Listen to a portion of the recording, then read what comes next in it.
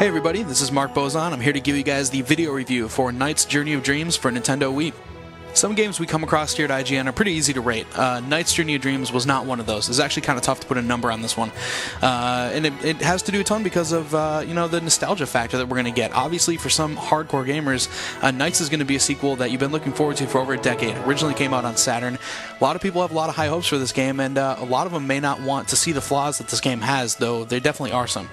What you're going to end up seeing because of that, then, is a lot of hardcore people that may be a little bit more forgiving than most will be, and some newcomers that may or may not get pulled into this world the way that people did over a decade ago on Saturn. We're going to jump right into it, though, because there's a lot to talk about. For starters, Nights opens up the world a little bit more. It's more adventure-focused this time around.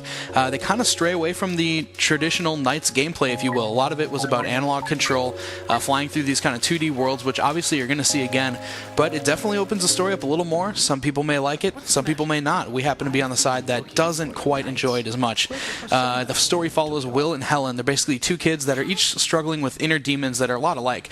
Will's dealing with a dad who seems to be away all the time. He used to hang out a bunch, and now he's, flying and doing trips, apparently.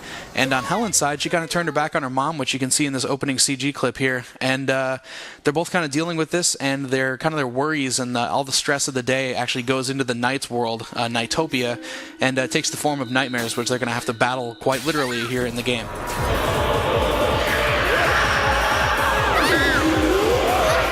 Now, this game is developed by Sonic Team. They're pretty much known for two things very positively. First of all is CG, which you're obviously going to see a ton of that here, and also VO. They've always done a ton with Sonic, and it returns again with Nights. Everybody has VO. The entire game is voice acted, and it does give a pretty good cinematic feel to the entire game, despite some pacing issues, which we'll go into.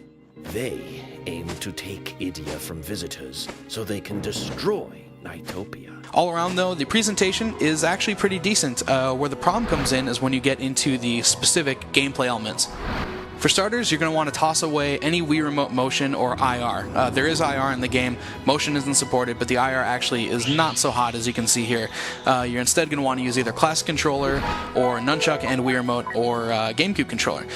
Those work a little bit better, but it is still a little rough. You don't get that kind of fluidity that you got in flying with the original Saturn game. And that's going to actually be a huge amount of our complaints come from just rough gameplay and something that overall lacks a ton of polish throughout. On top of that, you've also got all these alternate modes of play. There are things like Rocket Nights, which you can see here. He's boosting around in this roller coaster level. You're going to play as the children, do some minor platforming, and things like this river rafting here. And all those, they come across decently, but the gameplay overall is just really rough. And again, it's just not very polished. And in the end, we obviously would have wanted to see a ton more focus on the overall flying and the kind of the arcade aspects that you saw in Saturn, and a lot less put on this diverse world that has been opened up really for no good reason. Newcomers to the series may not see this as much, but the retro fans such as myself are definitely going to want a lot more just the core gameplay, and in the end you really only get a handful of levels that really feel like true Nights gameplay. As for the overall pacing in the game, it's a little cluttered. There's no way to skip story sequences. Also, many of the sequences end up dragging on for minutes and minutes at a time, sometimes hitting like the 5-minute mark, and it's definitely a little bit long, especially considering another thing I mentioned in the written review is that when you fail missions, you don't only replay that little section, you actually go all the way back to the beginning of that dream, if you will. So if you're fighting a boss at the very end of the game, let's say, and you die, you go all the way back to the beginning, which means you watch all scripted sequences again, all story elements, you play through multiple levels of traditional Nights play, or whatever it is that you're playing in those levels. Then you get to the boss fight. You get one chance. If you die again, all the way back to the beginning again. Really breaks up the mood, and kind of makes what otherwise is a pretty decent story and a pretty solid amount of arcade play, very, very Galaxy-like in the way that all the levels are set up, really breaks that up and makes it kind of monotonous. I want to stress it again here too, now that you're actually watching the game live in front of you here. The main gameplay can still be fun. It can be. It's very much like the old game, very reminiscent of it. But it's obviously a rushed effort. When you get the controller in your hand and you feel this different gameplay modes and all the different things you're trying to do, it definitely feels like they didn't quite get analog control right, which is really annoying. Both of Will and Helen's story modes are also just a couple hours long, and the multiplayer basically boils down to racing, online and offline mode, because the battle mode is pretty weak. You're shooting these slow projectiles at fast-moving characters, so obviously you're not going to hit people very often.